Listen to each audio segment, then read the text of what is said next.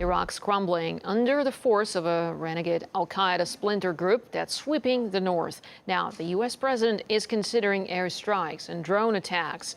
The so-called Islamic State of Iraq and Syria insurgent group have captured the whole province of Nineveh.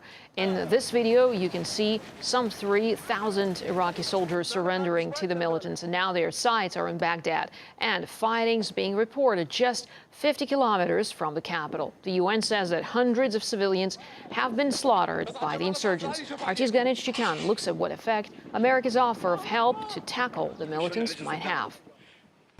Militants with the Islamic State in Iraq and Syria are now in control of large parts of Iraq, including its second largest city of Mosul. They're now aiming at the capital, Baghdad. The fight against Assad in Syria has bolstered these Islamist militants and gave them new resources. And the sectarian feud in Iraq has allowed the group to gain momentum and recruits. The sectarian war in Iraq broke out after the U.S. invasion in 2003 and has been a source of constant violence ever since. Now the U.S. may invade again to stop the onslaught of the Islamist militants. My team is working around the clock to identify how we can provide the most effective assistance to them. I don't rule out anything because we do have a stake in making sure that these jihadists are not getting a permanent foothold in either Iraq or Syria, for that matter.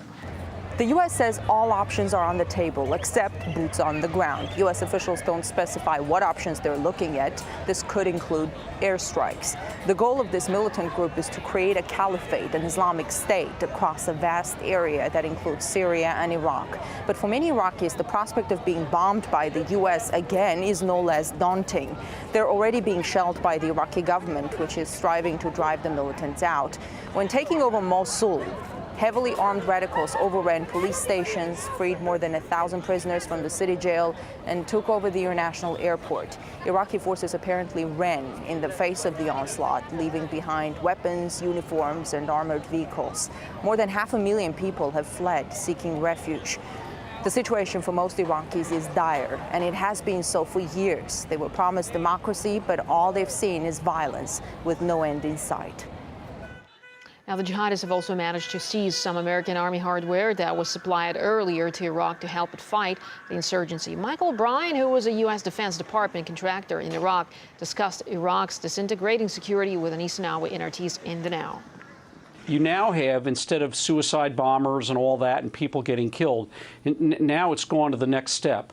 Instead of people just being people getting murdered, now they're taking actual land. They've, for all practical purposes, running Anbar province. They're taking over the country now. How much responsibility should put on the Iraqi government here? Well, the Iraqi government's incompetent. It's inept.